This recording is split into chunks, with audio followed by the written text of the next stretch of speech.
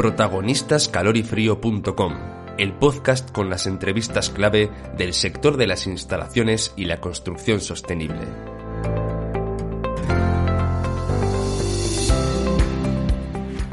El mercado de la energía fotovoltaica se ha consolidado este último año desde la figura del autoconsumo. Con una tecnología fiable y competitiva, el sector busca cómo aprovechar los excedentes mediante una gestión inteligente de la energía. Como reto, dar capacidad de carga a miles de coches eléctricos que llegarán. En el marco de la feria Genera 2024, analizamos las claves de este mercado y de sus consumidores. Hoy tomamos el pulso a la fotovoltaica española, la gestión de la energía y su almacenamiento. Ramón Ugarte, director comercial de Cegasa, nos introduce en la situación actual de este mercado. Sí, el mercado de fotovoltaica, pues bueno, como todos vemos, es un mercado creciente. En los últimos 5 años ha sido un ascenso continuo. Bien es cierto que el año 2022 fue un año excepcional. Al final se conjugaron todos los factores que podían hacer que el mercado despegara con mucha fuerza. Todo lo que era la guerra de Ucrania, la post-crisis al COVID, el mercado estuvo inundado de ayudas, subvenciones para reactivar este mercado de fotovoltaica, y esto hizo que el 22 se disparara de una forma normal, ¿no? En el 23 hubo un pequeño reajuste, lo cual no quería decir que hubo un descenso en el mercado, teniendo la perspectiva real del 22, ¿no? Para nosotros la referencia serían los años anteriores. Es un mercado que mantiene ese crecimiento. Nosotros esperamos este 24 también que se mantenga esta rampa ascendente, con lo cual muy satisfechos, ¿no? La fotovoltaica es un mercado imparable ya. Interviene José Ortiz, ingeniero técnico de BET Solar. Sí que hemos visto una tendencia de alza, sobre todo en el negocio, desde el año 2019, que coincide con la entrada del decreto 244/2019 para instalaciones de autoconsumo, que lo que hizo básicamente fue agilizar todo lo que serían los procedimientos de legalización y definir cómo se debían ejecutar las instalaciones, sobre todo a la hora de si son para autoconsumo residencial, autoconsumo comercial e industrial. Y esto hizo que despegara a partir de ese año 2019, e incluso después de la situación de la pandemia, hubo un crecimiento bastante constante que se fue doblando año a año. Esto también acompañado de subvenciones, sobre todo en el tema de acumulación. Y sí que es cierto que el año pasado tuvimos un pequeño bajón, aproximadamente del 30% en términos de potencia instalada, debido principalmente a que hubo una bajada, sobre todo de los precios de la luz, y también una subida de los tipos de interés, que hizo que esta proyección se redujera en relación a lo que pasó en el año 2022, en el cual quizás sí que era un gran momento para instalar instalaciones de autoconsumo, porque generaban muchísimo ahorro y los plazos de amortización eran bastante bajos. Javier Lázaro, director técnico y de regulación de la asociación APA Renovables, nos resume cómo ha sido este último año en el mercado del autoconsumo. Este último año en el sector del autoconsumo, respecto a las cifras, podemos hablar que hemos terminado en torno a unos 1.943 megavatios en potencia nueva instalada. De ellos, unos 527 han sido en el sector residencial y 1.415 en el sector industrial. Más o menos podemos decir que hemos tenido en torno a unas 111.000 instalaciones en residencial con una potencia media de 4,7 kilovatios, mientras que en el sector industrial unas 15.000 instalaciones con una potencia media de unos 91 kilovatios. Si nos fijamos respecto al año anterior, al año 2022, es verdad que ha sido el primer año que hemos bajado respecto a potencia no instalada respecto al año anterior, pero sí que vemos una estabilización del sector, debido a que en 2022 tuvimos una serie de hechos o de hitos que hicieron que el sector creciese más de la cuenta. Por eso llegamos a esos 2.600 megavatios de potencia nueva, pero ahora los precios de la energía se han estabilizado un poquito. Es verdad que se han acabado todas las subvenciones que había en el año 2022 y preveemos que el mercado vuelva a su estado original, y sobre todo lo que nos gusta es compararlo respecto al 2021, que son las mismas condiciones de mercado, y ahí sí que hemos visto un gran aumento, pasando de 1.100 megavatios a 1.943. ¿Y cuáles son los retos para este sector? Nos contesta Ramón Ugarte de Cegasa. Podemos hablar quizás principalmente de dos retos, ¿no? Hay un reto a nivel de cadena de suministro. Eso lo vimos en la crisis del COVID, como en otros sectores, pues bueno, la dependencia que tenemos del mercado asiático, ¿no? Nosotros también, como fabricante europeo de baterías de litio, también lo sufrimos porque evidentemente parte de nuestra cadena de suministro depende de Asia, ¿no? Pero bueno, ahí hicimos un esfuerzo importante a nivel de stocks y principalmente eso para nosotros fue un factor diferencial en aquella situación. Pero es un reto constante, ¿no? Es una pelea constante el ser capaces de mantener esa cadena de suministro.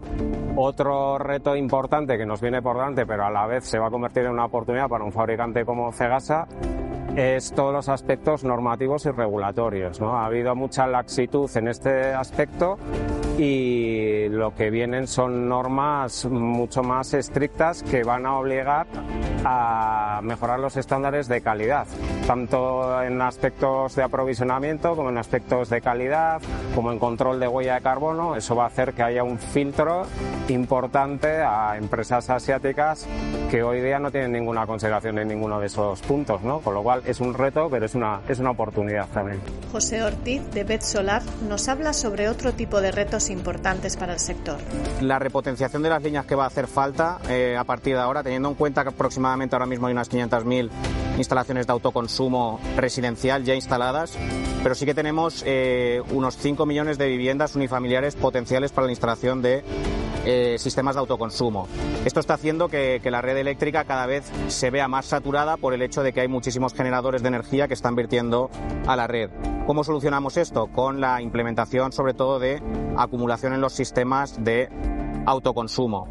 Y también pues esto está muy relacionado con lo que sería el tema del vehículo eléctrico. Es importante que lo que sería la carga de soluciones de movilidad eléctrica vaya acompañada de una generación renovable, ya sea por la producción directa de los sistemas de autoconsumo o por la energía que hayamos almacenado durante el día para la carga de los mismos durante la noche. Desde APA Renovables nos hablan sobre aprovechamiento de excedentes. Los retos actuales del sector para el sector del autoconsumo podemos definir que tiene que ir muy de la mano de la integración de la demanda con nuevas implementaciones y nuevos integrantes en el juego, como puedan ser las bombas de calor, como puedan ser los cargadores de vehículo eléctrico, y sobre todo para intentar aprovechar mucho más esa instalación o ese proyecto de autoconsumo que estamos poniendo en nuestro tejado o justamente muy cerca del consumo, y aumentando así sobre todo la generación distribuida.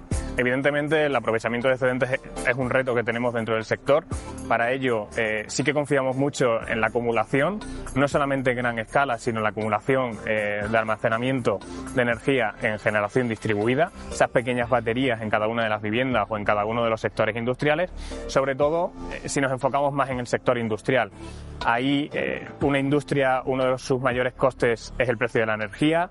Evidentemente cada vez estamos viendo un mayor spread de precios de la energía entre las horas diurnas y las horas nocturnas, por lo cual lo que tienen que empezar es a intentar aprovechar aún más esos posibles excedentes que estamos desaprovechando en las horas centrales del día para transponerlo y llevarlo a esos consumos de final del día.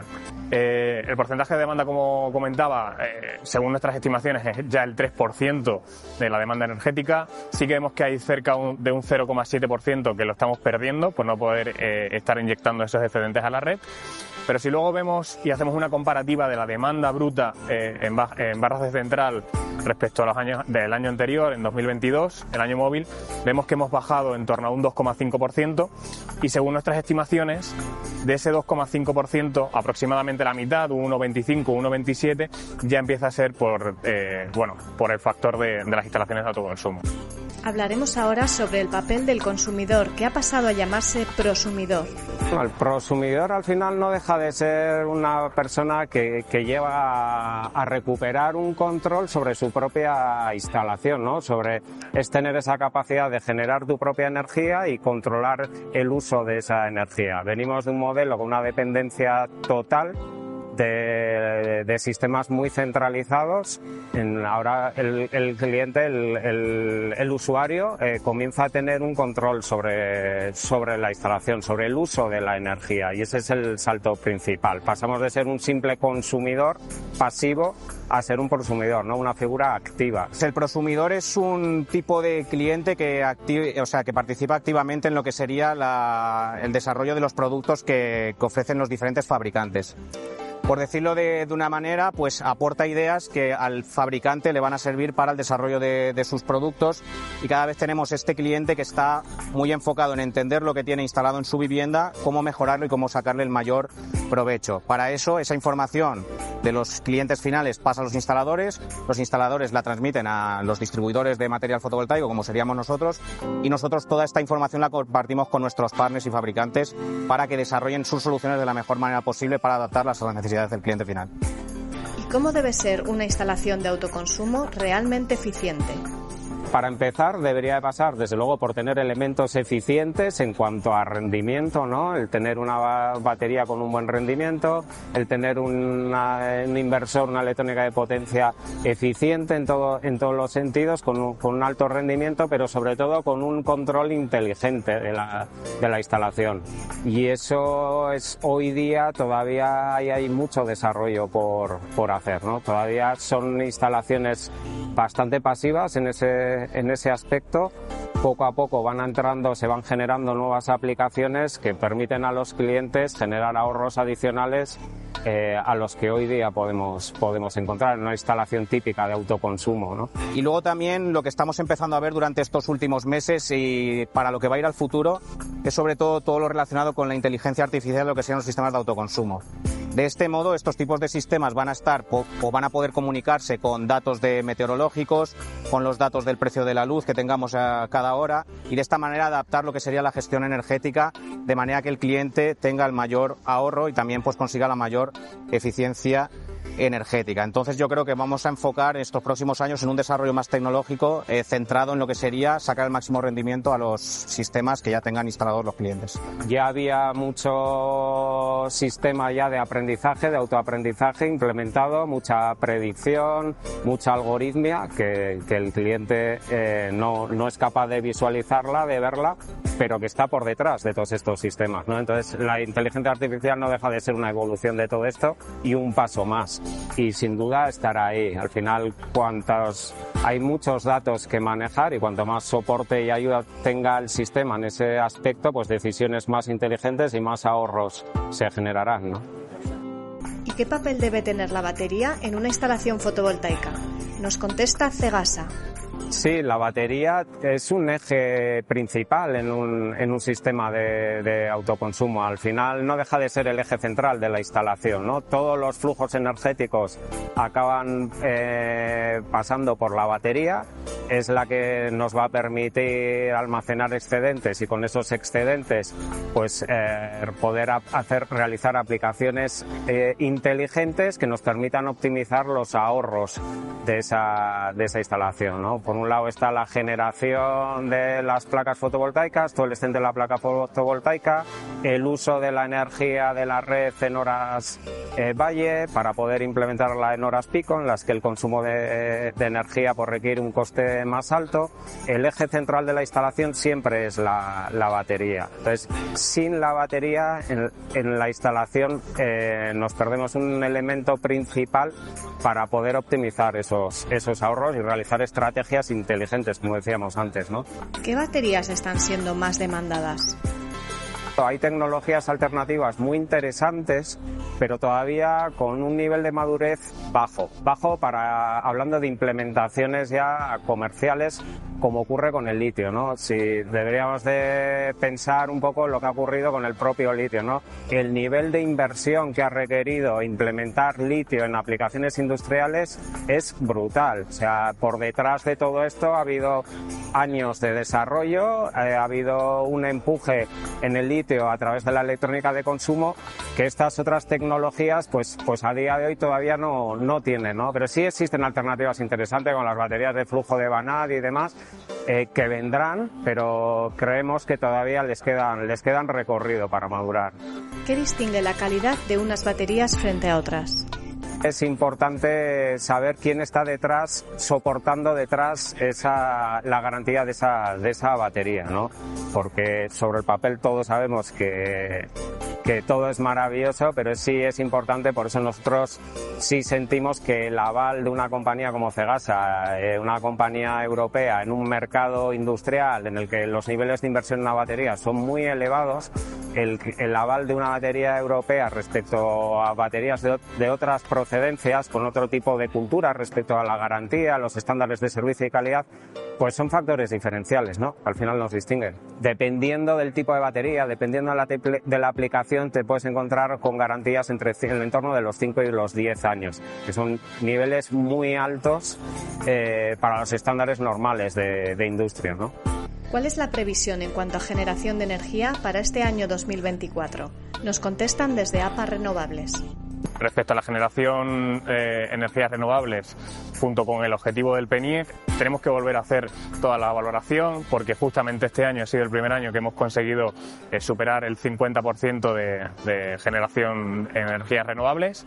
Vemos que el primer mes de enero ya está dando datos bastante significativos de por dónde vamos o por dónde van a ir todo el año. Sí que hemos visto inclusive días en donde las horas solares, inclusive ya la fotovoltaica, está cubriendo más del 50% de lo que es la demanda. Ahora lo que tenemos que intentar es transponer o los posibles excedentes que veamos en esas horas centrales del día a las horas pues casi de final del día o de inicios del día, ya sea con un gran despliegue del almacenamiento. Agradecemos de nuevo la participación en este Pulso al Mercado de Ramón Ugarte, Dirección Comercial de Cegasa, José Ortiz, Ingeniero Técnico de BET Solar, y Javier Lázaro, Director Técnico y de Regulación de APA Renovables. Puedes leer este reportaje completo en calorifrio.com en el enlace que encontrarás en la descripción, o verlo en vídeo desde nuestro canal de energías renovables en YouTube. No olvides suscribirte para escuchar todos nuestros podcasts y próximos Pulsos al Mercado. Hasta pronto.